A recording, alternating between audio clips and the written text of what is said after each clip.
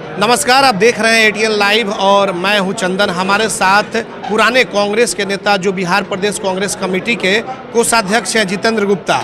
ये कोषाध्यक्ष बन करके जब अपने गृह जिले में जब यहां पर आए तो जमकर इनका स्वागत किया गया।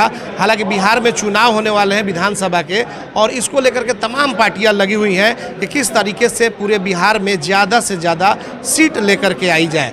लेकिन कांग्रेस अपनी किस तरीके से जो बिखरा हुआ पहचान है वो बना रही है बिहार में, इसको लेकर भी हम बात करेंगे और भी कुछ राजनीतिक पहलुओं पर बातचीत करेंगे। सर, क्या कहना चाहेंगे, अभी बिहार का माहौल क्या चल रहा है कांग्रेस का? देखिए, बिहार में कांग्रेस पहले थोड़ा कमज़ोर हो गई थी, लेकिन अब आप देख रहे हैं कि पिछले 4 महीने से कांग्रेस जिस तरह हमारे नेता राहुल गांधी जी मेहनत कर रहे हैं, हमारे प्रदेश अध्यक्ष राजेश राम जी मेहनत कर रहे हैं, हमारे जो प्रभारी हैं कृष्णा अलूर जी, सुशील कुमार पासे जी, देवेंद्र यादव जी, जितने लोग हैं कांग्रेसी लोग सब लगे हुए हैं। और इस बार हम लोगों ने ठान लिया है, प्रतिज्ञा लिया है कि किसी भी हालत में बिहार में महागठबंधन की सरकार बनानी है और ये बन के रहेगी। और जिस तरह सत्ताधारी पार्टी के समय में जिस तरह क्राइम बढ़ रहा है बिहार में, जिस तरह छोटे बच्चियों के ऊपर बलात्कार जैसी घटनाएं हो रही हैं, जिस तरह सुविधाएं नहीं मिल रही हैं और जिस तरह मर्डर हो रहे हैं, क्राइम हो रहे हैं, यह देख के कभी कभी हम लोग हो रहा है कि अगर ऐसे ही रहा तो आगे क्या जाएगा। जिस तरह नीतीश कुमार जी ने अच्छा काम भी किया है, हम ये नहीं बोल रहे हैं कि उन्होंने अच्छे काम भी किया है, लेकिन जिस तरह अभी उनकी लगाम ढीली पड़ती जा रही है, वह जिस तरह से थोड़े कमज़ोर दिख रहे हैं, तो अब हम लोग को लगता है कि अब कांग्रेस की जिम्मेदारी ज़्यादा बढ़ जा रही है कि किस तरह पहले तो हम लोग पार्टी को मजबूत कर रहे हैं, उसके बाद महागठबंधन हमारा मजबूत है और जिस तरह गठबंधन के नेता एक दूसरे से मिलकर कंधे में कंधे मिलाकर जो काम कर रहे हैं, इस तरह कार्यकर्ताओं का जोश बहुत बढ़ रहा है और कार्यकर्ता जिस तरह काम कर रहे हैं, इस तरह जनता को विश्वास हो रही है। महिलाएं भी कांग्रेस की तरफ देख रही हैं। एक उनको राहुल गांधी जी के नेतृत्व में, प्रियंका गांधी जी के नेतृत्व में, राजेश राम जी के नेतृत्व में जो विश्वास हो रहा है कि भाई अब नीतीश कुमार जी के बाद कौन, तो सिर्फ कांग्रेस दिख रहा है, दूसरा कोई नहीं दिख रहा है उन लोग। इस बार तो बीजेपी जो है लगातार ऑपरेशन सिंदूर का नाम भी ले रही है और लगातार आप देख भी रहे हैं कि जो नरेंद्र मोदी है उनका लगातार बिहार में दौरा हो रहा है। आप बताइए, आप तो बहुत पुराने वरिष्ठ पत्रकार हैं, कभी किसी देश का प्रधानमंत्री इस तरह प्रचार करते थे?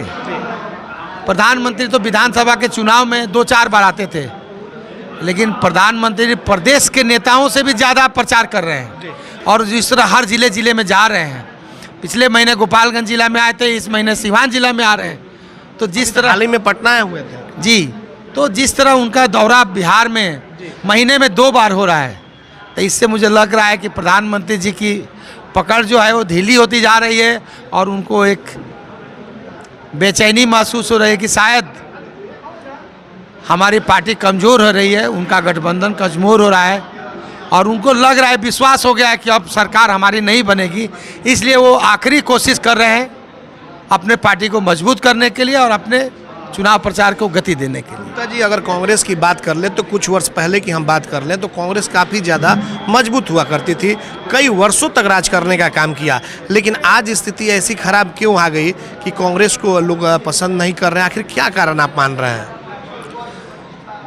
देखिए, हमको अपनी गलती मानने में कोई दिक्कत नहीं है कि हमारे कार्यकर्ता और हमारे नेताओं में थोड़ा संवाद बीच में कम हो गया था, इसी कारण कार्यकर्ता थोड़ा सुस्त हो गए थे।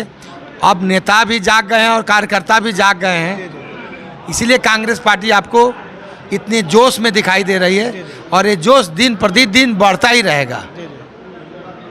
और आप जैसे देख रहे हैं यहाँ पे कार्यकर्ताओं का जो हजूम, जो भीड़ लग रही है, जनता की भी वही मांग है कि भाई कांग्रेस, अब तो कांग्रेस जोर में आ रही है तो हम लोग कांग्रेस को ही वोट देंगे। और आगे भी देखिए कि कांग्रेस हम लोगों के उम्मीदों से ज़्यादा वोट मिलेगा और हमारी सीटें भी बहुत ज़्यादा बढ़ेगी। विपक्ष कह रहा है कि भाई कांग्रेस अपने आप को थोड़ा मजबूत इसलिए समझ रही है कि भाकपा माले आरजेडी और कई घटक दल उनके साथ हैं और ऐसे में वो अपने आप को मजबूत मान रही है। अगर अलग हो जाए तो फिर कांग्रेस जीरो है। कांग्रेस ना कभी जीरो था ना कभी जीरो होगा। कांग्रेस पे पहले अब उसके एक एक सीट अभी 2 आंकड़े से 3 आंकड़े हो गए। अब आप देखिए कि मुझे तो लग रहा है कि अगला लोकसभा में राजीव गांधी जी का रिकॉर्ड कहीं राहुल गांधी जी नहीं तोड़ दें। ये जनता बोल रही है, हम नहीं बोल रहे हैं। लगातार राहुल गांधी का दौरा भी बिहार में भी चल रहा है, तो क्या इससे कुछ फर्क दिखाई देगा? बहुत बड़ा फर्क दिखाई देगा। कार्यकर्ताओं का विश्वास बढ़ रहा है। जिस तरह राहुल गांधी जी जो कश्मीर से लेकर कन्याकुमारी तक जो यात्रा हुई है और जो राहुल गांधी जी इतना मेहनत कर रहे हैं, हर कांग्रेसी सोच रहा है कि जब हमारे शीर्ष नेता बड़े नेता इतना मेहनत करें तो हमारा भी फर्ज है। और इस तरह देखिए आज सब और कांग्रेस में अब नौजवान नेता लोग ज़्यादा हो रहे हैं और उन्होंने अभी बागडोर संभाली है। पूरे देश में जो कांग्रेसी हैं इन्होंने एक प्रतिज्ञा लिया है कि अगली सरकार जो बनेगी देश में वो कांग्रेस की ही सरकार बनेगी। जिस तरीके से बीजेपी एक्टिव मूड में दिखाई दे रही है लगातार, जैसे कि आपने कहा भी छोटे छोटे जिले में नरेंद्र मोदी प्रधानमंत्री का कार्यक्रम हो रहा है, तो क्या लग रहा है कहीं ऐसा तो नहीं कि नीतीश जी का नामो निशान ये लोग मिटाना चाहते हैं या कुछ इस तरह का अंदर ही अंदर खिचड़ी पकड़ी है? क्योंकि 2020 में भी आप देखे होंगे जहाँ जहाँ से जेडीयू खड़ी थी वहाँ से चिराग पासवान ने आकर के खेल बिगाड़ दिया था जेडीयू का। आप महाराजगंज ही सीट ले लीजिए, 1400-1500 से हेमरान शाह हार गए, रघुनाथपुर से जेडीयू के ये लोग हार गए थे। तो आपको क्या लग रहा है? देखिए बीजेपी कभी भी सहयोगियों को साथ नहीं लेके चली है। उनका पहले का भी इतिहास रहा है। वह तो जब देखती है कि महागठबंधन के लोग काम जोर में कर रहे हैं तब उनको अपने गठबंधन की याद आती है और तब उनके सहयोगी की आप देखिए पुराने 10 सालों में उन लोगों ने कहाँ गठबंधन के नेताओं को वैल्यू दिया था। लेकिन अब जब उनको सीट कम मिले अब उनको गठबंधन याद आया। और नीतीश जी को तो अभी नहीं समझ में आ रहा है, जब बीजेपी उनको बहुत पीछे छोड़ देगी तब उनको समझ में आ जाएगा। लेकिन नीतीश जी भी प्रदेश में बहुत काम किए हैं और वो भी समझदार नेता हैं। वो भी बीजेपी से डरे हुए हैं, इसीलिए अपनी पार्टी में ज़्यादा ध्यान दे रहे हैं। वो भी मोदी जी अपनी पार्टी में ध्यान दे रहे हैं, नीतीश जी भी अपनी पार्टी में ध्यान दे रहे हैं। लेकिन ये गठबंधन कितना दिन तक चलेगा ये कहा नहीं जा सकता है। सीवान की अगर बात कर ले तो 8 विधानसभा क्षेत्र है और इसमें महागठबंधन की सीटें ज़्यादा है। 2025 में क्या लग रहा है? क्योंकि ऑपरेशन सिंदूर को लेकर के बीजेपी तमाम जगहों पे जा रही है और कहीं ना कहीं एक मुद्दा बना रही है, तो आपको लग रहा है कि महागठबंधन उतने सीट लेकर के आएगा या उससे ज़्यादा सीट लेकर के आ सकता है? महागठबंधन अपनी सीटें बरकरार तो रखेगी और 2 में से 1 जरूर और बढ़ा देगी। पहले 6 है तो अब 7 जरूर करेगी महागठबंधन।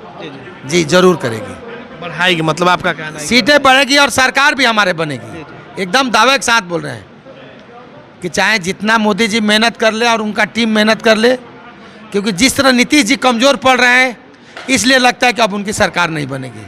नीतीश जी मजबूत रहते थे तो हम लोग सोच सकते थे, लेकिन नीतीश जी जिस तरह कमज़ोर पड़ रहे हैं और बीजेपी उनके ऊपर हावी होती जा रही है, इसलिए मुझे लग रहा है। और जिस तरह उपेंद्र कुशवाहा जी ने बोला है कि हम डूबेंगे तो सबको लेके डूबेंगे, तो अब लग रहा है कि अभी तो आप देखते जाइए, अभी तो चुनाव में थोड़ा समय है, जितना जल्दी जल्दी चुनाव नज़दीक आते जाएगा इनका एक एक पोल खुलता जाएगा। गुप्ता जी, आप वैश्य समाज से आते हैं, सीवान में क्या माना जाए? किसी पार्टी ने अभी तक वैश्य समाज को जो मान सम्मान देना चाहिए वो नहीं दे सका, चाहे वो लोकसभा की बात कर ले या फिर विधानसभा की बात कर ले, तो क्या इस पर कुछ ध्यान दिया जाएगा?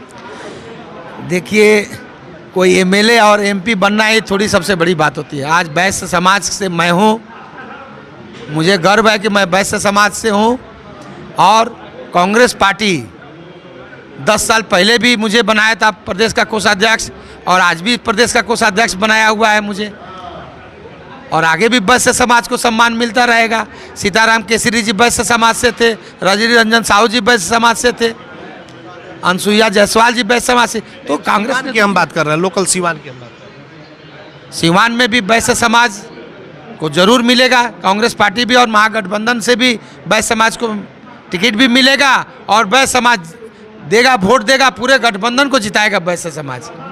जब जब चुनाव होता है सिवान केंद्र बिंदु होता है और कहा जाता है कि सिवान का अगर चुनाव हो तो यहाँ पे मोहम्मद शहाबुद्दीन का परिवार केंद्र बिंदु होता है। आपको क्या लग रहा है कि इस बार किस तरीके से, क्योंकि मोहम्मद शहाबुद्दीन तो अब रहे नहीं, परिवार उनका है, ओसामा साहब की बात हो रही है कि रघुनाथपुर से चुनाव लड़ सकते हैं, तो उस परिवार की भूमिका इस चुनाव में क्या हो सकती है? देखिए, अब महागठबंधन के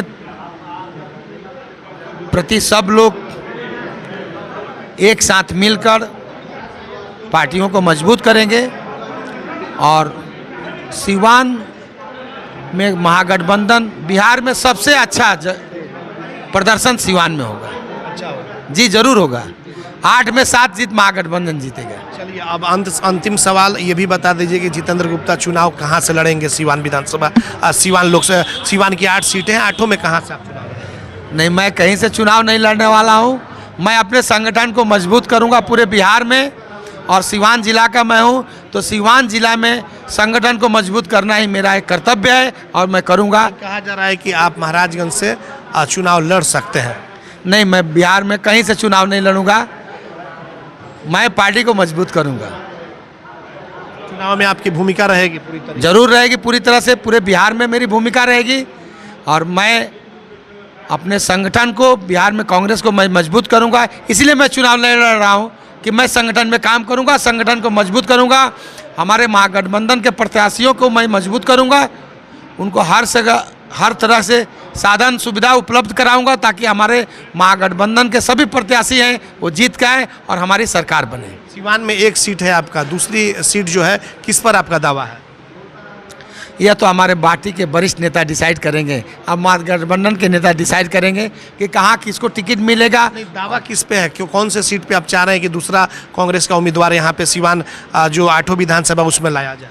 नहीं, उसके लिए मैं कुछ नहीं कर सकता हूँ, उसके लिए महागठबंधन के जो नेता है वही डिसाइड करेंगे। चलिए, बहुत बहुत धन्यवाद। बिल्कुल आपने देखा कि जितेंद्र गुप्ता थे जो प्रदेश कमेटी के कांग्रेस के कोषाध्यक्ष हैं, और जब आप ये सिवान पहुंचे हुए थे तो इनका कांग्रेस के कार्यकर्ताओं ने गर्मजोशी से स्वागत किया और राजनीतिक मुद्दों पर भी बातचीत हुई। इनका कहना था कि इस बार सरकार महागठबंधन की ही बनेगी है। हालांकि आने वाले समय में अब देखना होगा कि बिहार में क्या कुछ होता है, क्या सत्ता परिवर्तन होता है या फिर क्या कुछ होता है, किसकी सरकार 2025 में बनने का काम करती है। हमारे सहयोगी प्रभात के साथ चंदन कुमार, ATN लाइव।